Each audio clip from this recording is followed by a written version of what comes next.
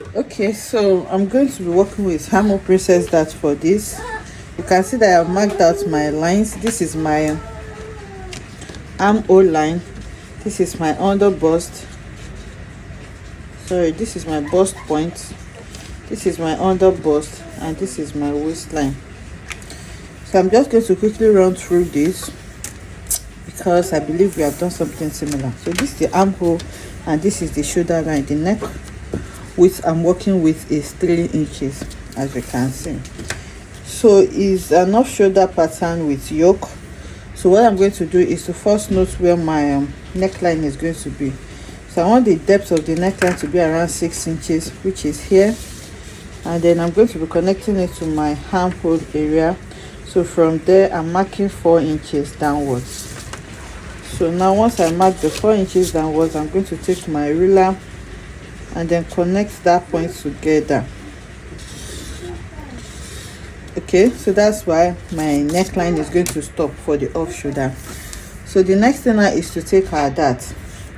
So for the dart, I'm working with my bust span measurement. My bust span measurement is 8 inches, 0 by 2 is 4. So here I'm going to mark 4 inches. So the 4 inches that I marked here, or whatever it is that you mark here for yourself, you're going to deduct half an inch from that, and then you mark that on your under bust and your waistline. In this case, 4 minus half is going to give me 3.5. So I mark 3.5 on the two sides, and then I'm going to take my ruler and connect them together like this, and then like this.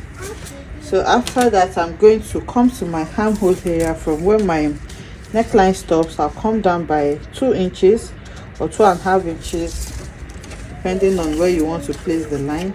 And then I'm going to take my curved ruler and then connect. So here you're going to come down like a half an inch so that you can have a smooth curve, and then you're going to connect it to where you marked, which was here. So you make sure that you have something really smooth like this. You don't want any part being sharp.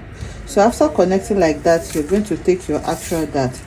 So depending on the size of the person, you can do the difference you have between your bust points and your under bust, and then you divide that by 2 for your dart. So in this case, this is around 1.75. So that's what I'm going to mark here, 1.75. But generally you can just mark 2 inches for somebody that is not so busty, and then 2.5 or 3 inches for somebody that is really busty. So here now, after marking my dart, I made it into a straight line, as you can see, and then with the head of my curved ruler, I'm going to connect it to my bust point as well. So again, you make sure that you place your curve very well so that everything just blends really well for you. So once you have placed it well, you're going to go ahead and make your curve. So you can see how smooth the curve is there. I'm going to be working with a bust dart. So here on my under bust area, I'm going to take the difference between my front and back half length, which is 2 inches for me, and then I'm going to connect that to my bust point as well. So it is that simple. This is all the dart that I am going to be taking on this. So now I said this has a yoke. It has a queen. It's a Queen Anne neckline. So we're going to be having like a yoke there. So for my yoke on my neckline here, I'm going to mark around 3 inches, 2.75, depending on how curved you want it to be. And then I'm going to grab my curved ruler and then connect that to the tip of my neckline, which is my neck point, like this. So this part is going to be my yoke. So this pattern is a back waistline. So after doing all of this, you're going to take your measurement, your circumference measurement. I've already done mine, and then I'm going to connect it like this with the head of my ruler. Sorry, I've done that off camera. You can see my line there. So now this pattern is has a basque waistline, like I said. So from my waist, I'm going to mark 4 inches. Okay, you can do it like this, or from your upper part you can just mark wherever it is you want the basque waistline to stop, which is around 21 inches from the upper part. So after that, to create that back effect, I'm going to close this waist dart that I have here, and then I'm going to connect from my side to that 21 inches that we measured, which is like this. And then you're going to open your dart again. So here I'm going to extend my dart leg like this, and then I'm going to do the same thing for the other side as well, like this, so that it's going to be easy for me to cut. So this is all you need to do. Now I'm going to grab my scissors and then I'll cut out this pattern. So for the back is just a regular back. As you can see, I'm going to run through it as well. I've already drafted it. So here is my armhole line. Here is my waistline, and then I have my zipper allowance here, although I'm not going to be working with a zipper. So if you're working with a zipper, you need to have your zipper allowance there. So this is my shoulder, and this is my armhole line. Okay, so what you need to do is to draw out your dart. I have my waist dart here for my back,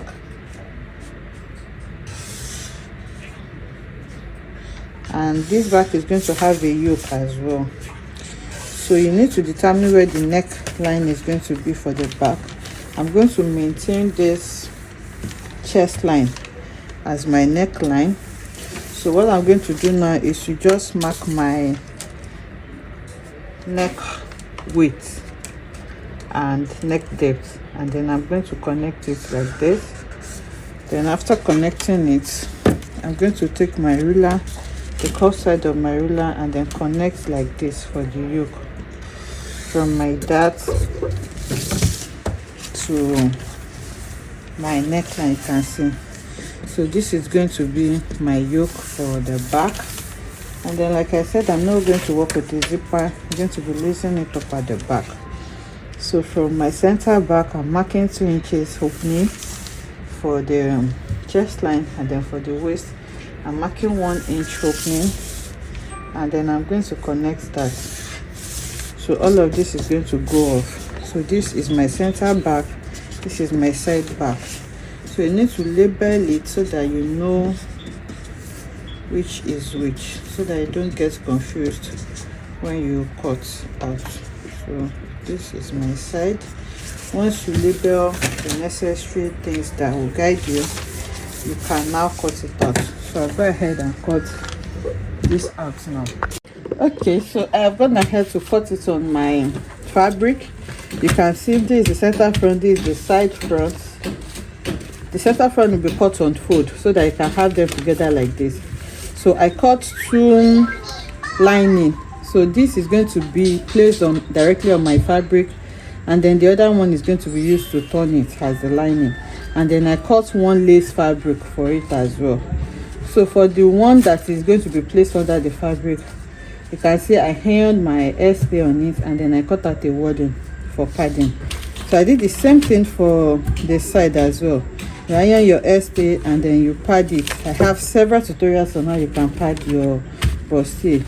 So this is for the front, and then for the yoke, you can see this is my yoke. I make sure to place the open part at the selvage area so that I won't have to hem it. So this is the yoke for the front.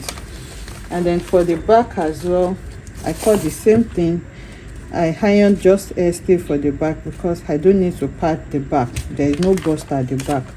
So this is my center back, and this is my side back, and this is the yoke for the back as well. You can see I try to place it along the selvage as well so that it can give me some form of design. Okay, so now the next thing to do is to go ahead and sew them together. You're going to join your center front to your side front, and then you sew your yoke to it. Okay, you can chalk it so that you don't make mistakes. So this is how my yoke is going to be. I'm going to sew my yoke this, and you can see that you need to add necessary allowances where necessary. So after joining them together and joining your yoke, I'm going to use the lining to turn everything out. So that's for the front. For the back as well, I'm going to join the back together, and then I'm going to try to insert my modesty panel here, because I don't want the back of the person to show when we are listening. Remember, we removed some measurements, so it's going to have space at the back.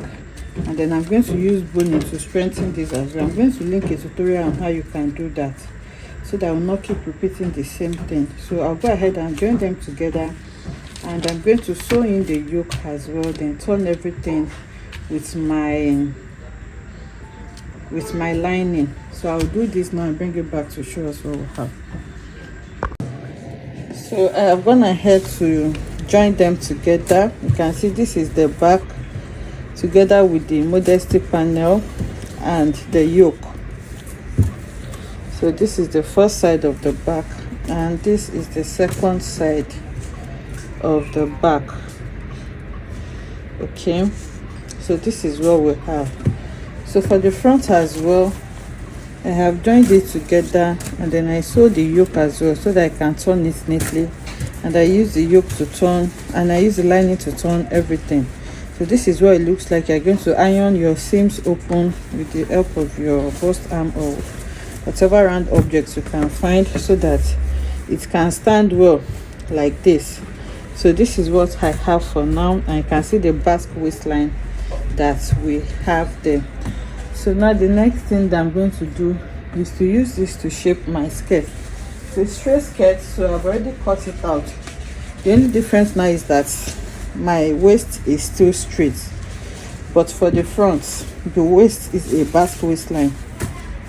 So the back is going to remain straight, but for the front, I'm going to use this upper part to trace out the shape that I have on the lower part. So what I'm doing now is matching everything together. You can use your pin to hold it so that you have it in one piece. So once you have it now, this folded part, I'll make sure that it corresponds with the fold points that I have here. You can see. And then this waistline, I'll make sure that it sits perfectly on the waist of the skirt, so that you can have something straight. So you can see this part matches, and then this part also matches now. So this excess that I have is the dart allowance that I have on the skirt, and obviously we have not taken the dart yet, and I don't even think I want to put a dart in front, so I may just take that 1 inch out for the dart. I'm not sure yet, but I may put the dart on the lining, and then I'm not going to put the dart on the lace. So now, after placing it and getting what I want, I'm going to grab my scissors, and then I'll shape this out. So now you can see that the waistline now have changed. It's no longer straight. So this is what the waistline looks like now, and with this, it's going to fit perfectly into what I have on my upper bodice. So now I'm going to use this to cut lace as well for the front. This is the back. Because it's straight, I already cut the skirt, and then I have cut my lace for it as well. So I wanted to shape this first before cutting lace for it. So I'll go ahead and take my leftover lace and use this pattern that I have to cut out the lace.